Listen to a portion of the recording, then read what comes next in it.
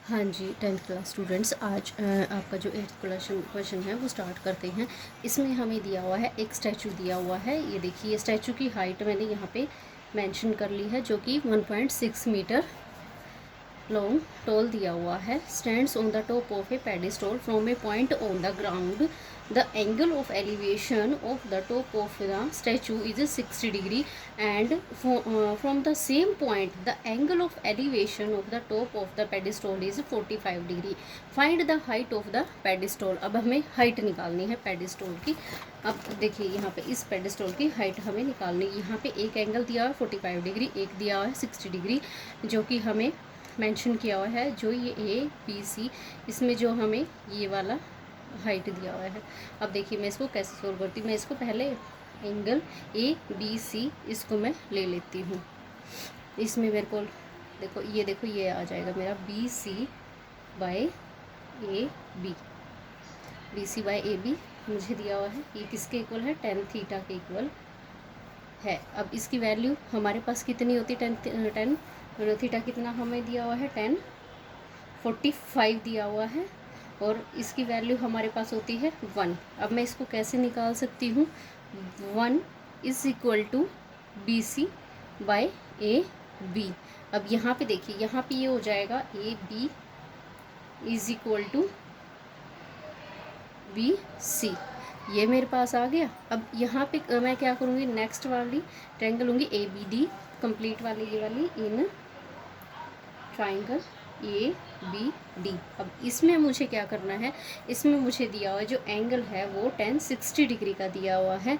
और ये कैसे आता है हमारे पास? देखो, जब भी 10 थीटा आता है परपेंडिकुलर बाय बेस होता है, और ये हमारा 10 थीटा होता है।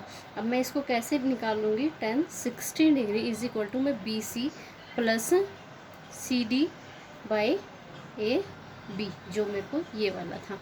अब इसको मैं लिख सकती हूँ ऐसे कि, क्योंकि हमारा जो ये था, ठीक है, परपेंडिकुलर बाय बेस, ये हमारा ऐसे लिखा जा सकता है। अब 1060 डिग्री की वैल्यू हमारे पास होती है √3। अब बी सी प्लस, यहाँ पे मुझे इसकी वैल्यू हमें क्या दी हुई है? सी डी की 1.6 दी हुई है, और नीचे इसकी वैल्यू हम कैसे निकालते हैं? ए बी की वैल्यू मेरे पास क्या है? B C. अब मेरे पास क्या आ जाएगा यहाँ पे? बी सी √3, बी सी √3 आ जाएगा ना। B C √3 is equal to B C plus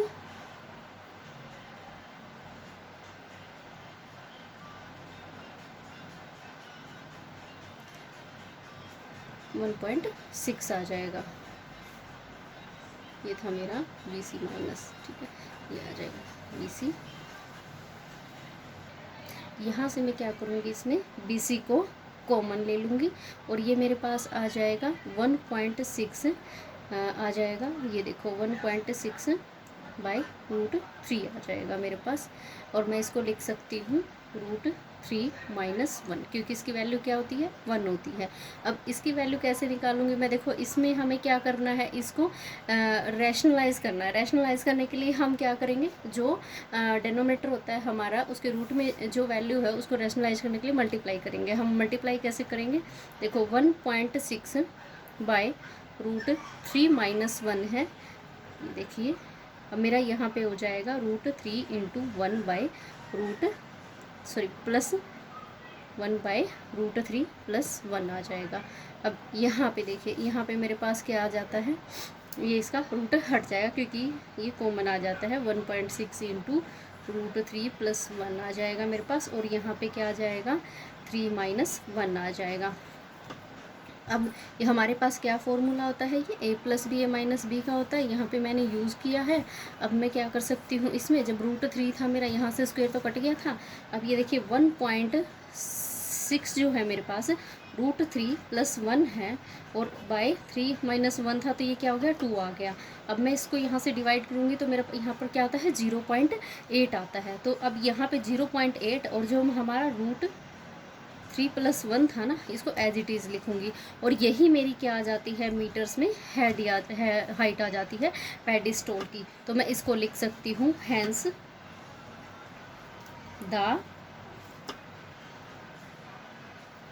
height of pedestal is 0.8 into √3 + 1 metre.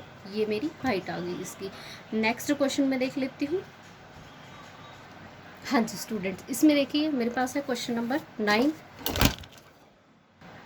हाँ जी, क्वेश्चन नंबर 9 में मुझे क्या दिया हुआ है? क्वेश्चन नंबर 9 में दिया हुआ है the angle of elevation of the top of A building from the foot of the tower is 30 degree.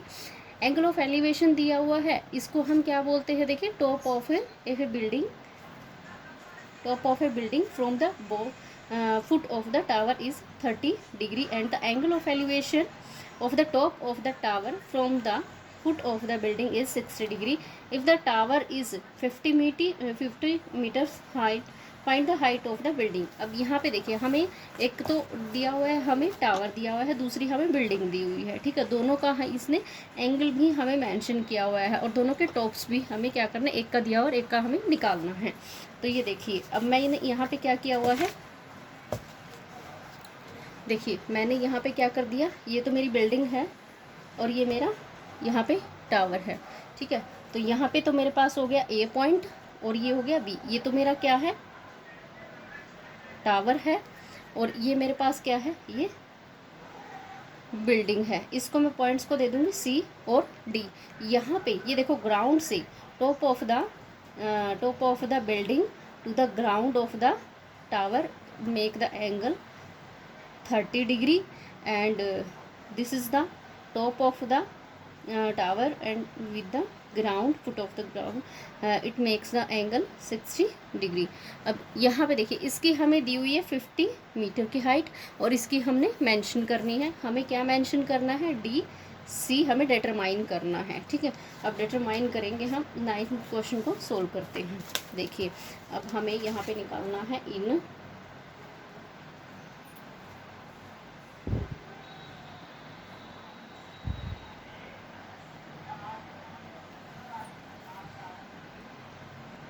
हाँ जी, इसमें ये देखिए, इसमें निकालती हूँ मैं in triangle A B D. अब यहाँ पे मेरे पास वही परपेंडिकुलर बाय बेस का केस बनता है। अब ए, ये है मेरा ए बी और डी, ठीक है। ये वाली मैं ले लेती हूँ, यहाँ पे ए बी और डी ये वाली ले लेती हूँ। यहाँ पे मेरे को दिया हुआ है 10 60 दिया हुआ है। हाँ जी, 1060 is equal to A B by B D, ये मेरे को दिया हुआ है। अब मैं इसको लिख सकती हूँ, इसकी वैल्यू क्या होती है हमारी, 1060 की √3 होती है और इसकी वैल्यू मुझे ए बी की वैल्यू दी हुई है 50 मीटर और बी डी को मैं एज इट इज़ लिख लेती हूँ। अब बी और डी इनकी मैं वैल्यू निकालती हूँ तो यहाँ पे मेरे पास आता है 50 बाय √3 आता है। अब इसको क्या करेंगे हम, इसको हम ऐसे भी लिख सकते थे, 1 by √3 is equal to 50 by B D, ऐसे आ जाएगा ये, ठीक है। अब इसको मैं सेकंड वाली में ले लेती हूँ, ये वाली ले लेती हूँ डी बी से, ठीक है, इन बी डी सी। यहाँ पे भी मेरे पास क्या आता है, परपेंडिकुलर बाय बेस, जो कि tan थीटा के इक्वल होता है। अब 1030 मुझे दिया हुआ है, 1030 is equal to C D by B D. अब यहाँ पे देखिए, सी डी मेरा कितना आ रहा है, यहाँ पे सी डी को मैं निकालना चाहती हूँ तो यहाँ पे देख लो, यहाँ पे क्या कर सकती हूँ मैं, 1 by √3 is equal to C D by 50 और 50 की ये वैल्यू मेरे को क्या दी हुई थी, √3, ये हो जाएगा, ठीक है। अब यहाँ पे जब ये टॉप में जाता है तो क्या होता है, मल्टीप्लाई हो जाता है, 1 बाय √3 इंटू ये ऊपर चला जाएगा 50 बाय √3 और सी डी मेरा इधर आ जाता है और मेरे पास वैल्यू आती है, क्योंकि ये √3 और √3 है, यहाँ से 3 मेरा कॉमन आ जाता है और ये मेरा आ जाता है meter is equal to C D. अब इसको मैं अगर फ्रैक्शन में लिखती हूँ या इम्प्रॉपर फ्रैक्शन में लिख देती हूँ, इन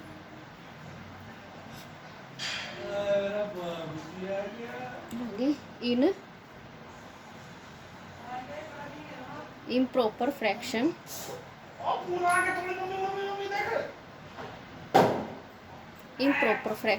सी डी इज इक्वल टू, ये आ जाएगा मेरा 16 इंटू 2/3 मीटर आ जाता है। आगे है मेरा क्वेश्चन नंबर 10।